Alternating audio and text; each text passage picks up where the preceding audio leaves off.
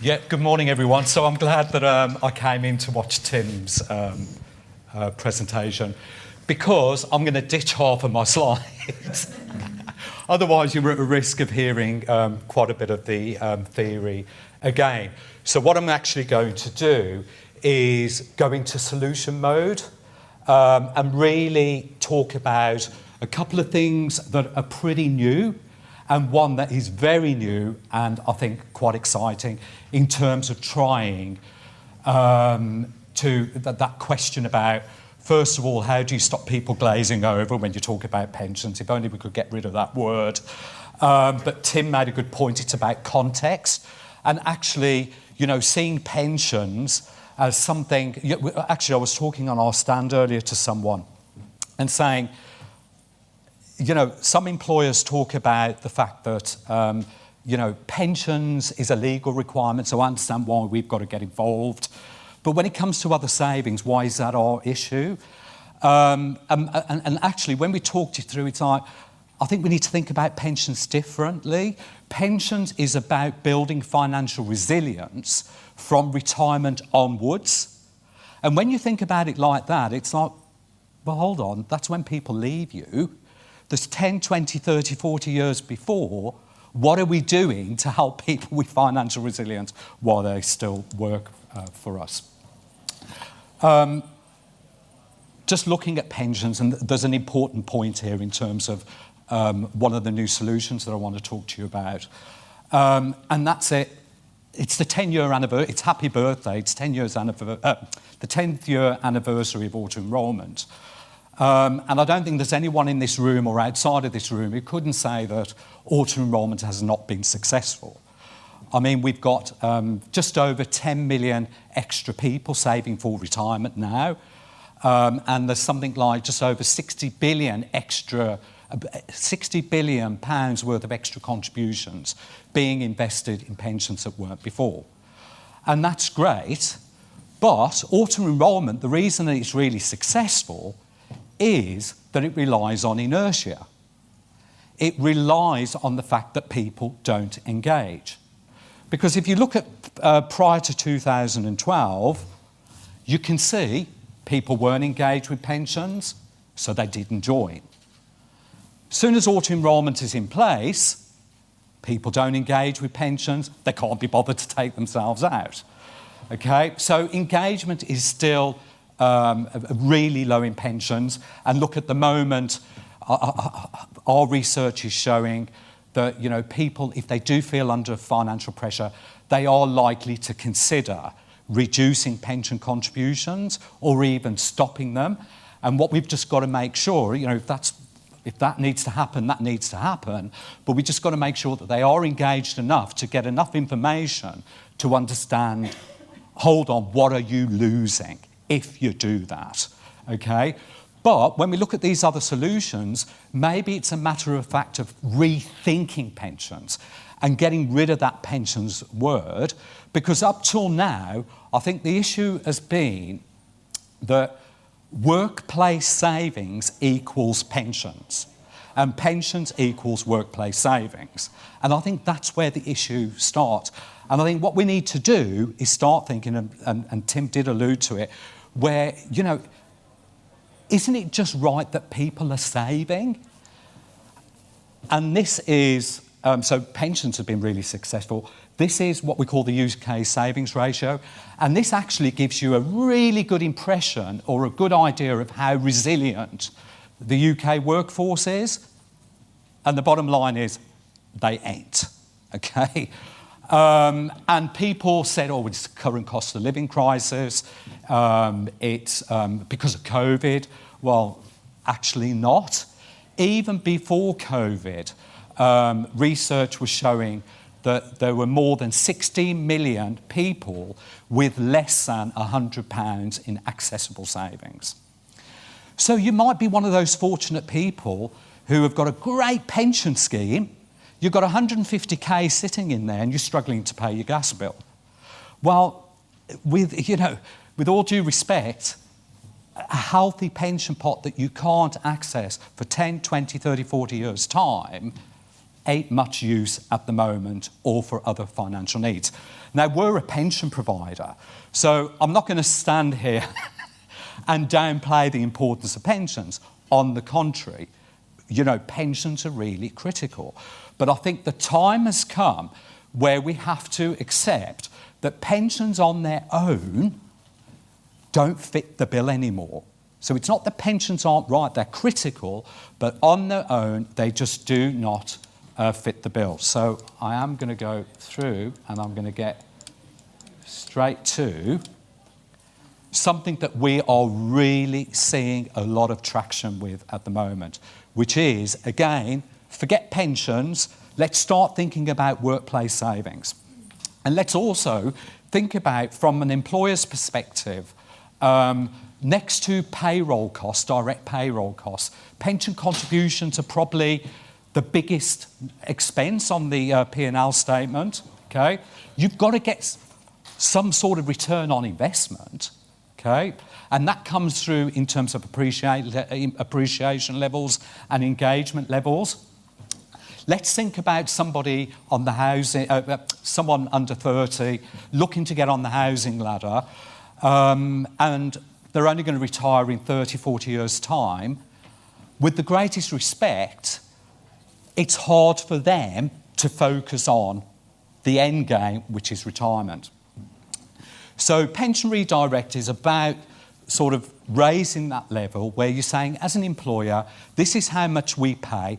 Are we really that bothered whether it goes into pension or whether it goes into anything else, as long as it's meeting a financial need of our employees? And we know if it's meeting a financial need, that people are going to be engaged with it because it's exactly what they want. So the way that it works is a bit like flexible benefits now are, depending on your organisation size, I would say is a basic hygiene. Gone are the days where, okay, we've got this benefit, this benefit, this benefit, and it's just out there for everybody with absolutely no differentiation at all. Flexible benefits recognises everybody has different needs. So, okay, there has to be some sort of structure around it, but I've got some choice whereby once I've selected, it sort of feels a bit like something that I can value because it feels like it meets my individual financial needs better than just this set menu. Well, if you do flexible benefits, it feels like to me that Pension Redirect is just an extension of that, okay? Whereby what you're giving, you're still recognising, and of course it's a legal requirement anyway, you're still recognising that pensions are critical, they're important, but you're giving people the choice.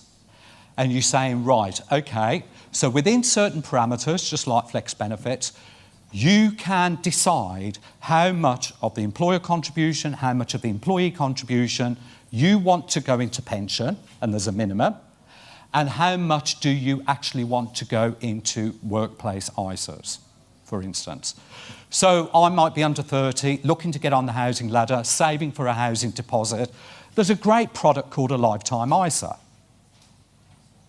where I sort of took over from the Help to Buy ISA. The government give me a bonus of up to £1,000 a year. Okay? What a great thing. I'll take some of my pension contributions, have them paid into a lifetime ISA. You know what? Now I can feel a real value from the employer's contribution. It's helping me to achieve something that I really want to achieve. And I can now appreciate where Tim talked about context. I can now appreciate where the pension is in terms of the context of my entire life journey. Then, as a development of that, we developed a new product approach December last year, and we trialled it with the University of Lincoln. And there are other studies going on, and this is something that the DWP is particularly interested in, MAPS is interested in. We think it's the future. which is, let's go back to pensions again. Engagement levels are low, okay? So the government recognised, listen, you can either spend millions and millions of pounds of trying to get people engaged, or listen, do you just accept that they ain't going to engage? And that there is something, a concept called the intention gap, which is, if I do, when we do loads of research, and I ask you, okay, if I set up a workplace savings account and you could pay out of your pay, would you join? Okay, 90% yes. Then I put one in place, it's nowhere near 90%. Now, that's not because people are lying, that's not because people have changed their mind, but with financial services, with the best will in the world, people don't engage, okay? They intend to do something, but they just don't get round to doing it. So, auto-enrolment says, right, okay, so let's turn inertia on its head, pensions auto-enrolment, let's turn inertia on its head, and let's put you in, and if it works, if you don't want to stay in, you'll just pull yourself out, but we think inertia will prevail, and guess what it does? Opt-out rates 10 years later are still less than 10%, okay? So then you have to ask the question, we have a savings crisis, going back to that previous slide. You know, savings ratios are low, but research shows, yeah, I need to do it, I need to start saving, I will save, never do it, okay? So why would that not work for other types of saving? Okay? If it really is about an intention gap, if it really is about inertia, and at the moment, the cost of living crisis is a two-pronged challenge.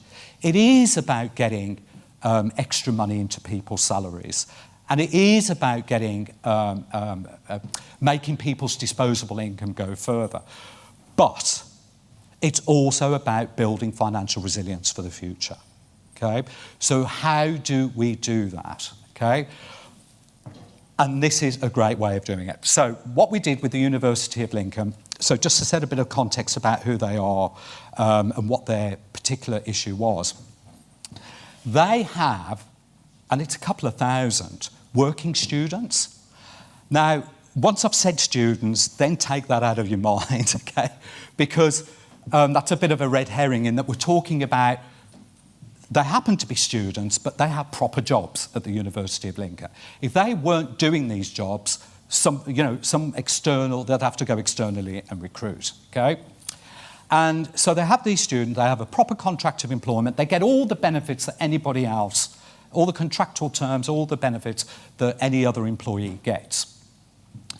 But 99% of them aren't in the pension. And the reason they're not in the pension is because they don't meet the auto-enrolment criteria, and mostly from an age point of view, okay?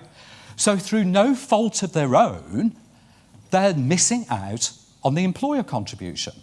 And so the University of Lincoln started looking and they think, you know, morally, that just doesn't seem right. We're a progressive employer. We don't want people missing out on this. So some would argue internally, yeah, but don't forget they can opt in. They can select, yeah, but hold on. That's why we have auto-enrolment. People don't do it. You know, there's no rhyme or reason they don't do it. So anyway, we did some research, etc., and actually we decided, perhaps for working students, young people, maybe it's about other savings other than just pensions. So we set up workplace ISAs, okay? And just like auto-enrolment, you get auto-enrolled in, and I think there's just short of 1,500 now, okay? You get auto-enrolled in. Just like auto-enrolment, minimum employee contribution in return for an employer contribution, you're in. If you want to buy up, you can buy up. Okay, if you want to buy down, you can buy down. Then you've got to select your own investment. You've got to do all this. So we were thinking, God, why did we do this trial with that particular group? They're young. It ain't going to be great. Well, it was. So it's 6 months, 7 months, 8 months into the trial, and we're starting to think about it from a pension point of view about what we can learn. So inertia is definitely the problem with people becoming more financially resilient, building that financial buffer, building that emergency. So it's just inertia. There might be excuses or perceived barriers of affordability, but actually, especially if you did this in line with something like Pension Redirect, they actually become, in reality, excuses. So the opt-out rate is probably less than pension, so it's about 8%, and it's averaged out at that, and it hasn't changed. But the interesting part is engagement rate, and I'll tell you how we calculate that. The engagement rate is in excess of 75. So these are young people. And what do we mean by engagement? So this is going to a default fund. What do you do from there? So if you think about your pension scheme, I bet 90% are still in the default fund. I don't think that's unusual, okay, because inertia prevails. But here, more than 75% were defaulted into a low-risk cash fund. They made an investment, a proactive investment choice, okay? And again, that continues. In excess of 75% of people actively chose a different contribution level. Now, not all bought up, some bought down, but they actively chose. So it's not that they've just been defaulted into a position and they're passively just staying there. They've clearly thought about it, okay, and what's right. And for that last point, okay, some have really taken this on board and are so engaged. One student, in a matter of, and this that particular figure was about 3 months ago, so in the matter of 4 months, had accumulated £5,000 through the employer contribution and the employee contribution. And they've become ambassadors, and that's another great lesson that we've learned about this. They were so engaged, and we're taking it into our pension proposition as well, is peers like to hear from peers. And so some of these students, and not even to the student group, but to some of the other employees at University of Lincoln, are really becoming ambassadors. Now, I think that this will be a concept that at some point will become live. It's just a no-brainer, just like auto-enrolment pensions. We had Guy Opperman, who I think in the past 3 months was the third pension minister. But anyway, he was totally on board with this concept and felt that actually it should work like pensions, where it becomes compulsory. No compulsory employer contribution, but when you join a workforce, you're going to be auto-enrolled into a workplace savings as well as a pension, and you're going to pay at least 1%. You can take yourself out, you can opt out, but again, we know inertia works. So I definitely think that this is going to be a concept for the future. But when you think about it, let's just think about the context of pensions. Pensions are no longer appropriate. On their own, let me just re-say that, pensions on their own are no longer fit for purpose for quite a few people. And let's think about it, employees who aren't caught by auto-enrolment regs. Retailers are a big one there, you know, where you rely on younger workers and older workers. They fall outside of the auto-enrolment regs. The argument that they can opt in, doesn't sway, because that's why we have auto-enrolment in the first place. Let's think about employees caught by pension allowances. It's not just a tapered annual allowance anymore. If you access your pension, you're now restricted to £4,000 a year, the money purchase allowance. You've got pension protection. You can't contribute to pensions anymore. Listen, that's slowly, you know, the value is being eroded. Whatever value is there is great, and you hang on to it. But for certain categories of employees on their own, they are not the full answer anymore. Talked about it being a two-pronged attack to cost of living, reducing expenses, building up a financial buffer. Something like auto-enrolment into workplace savings with Pension Redirect is an easy way to redirect expense, not create new expense, that is being put to good use for today's financial challenges. And I'm just looking at the time, and I think I've just made it.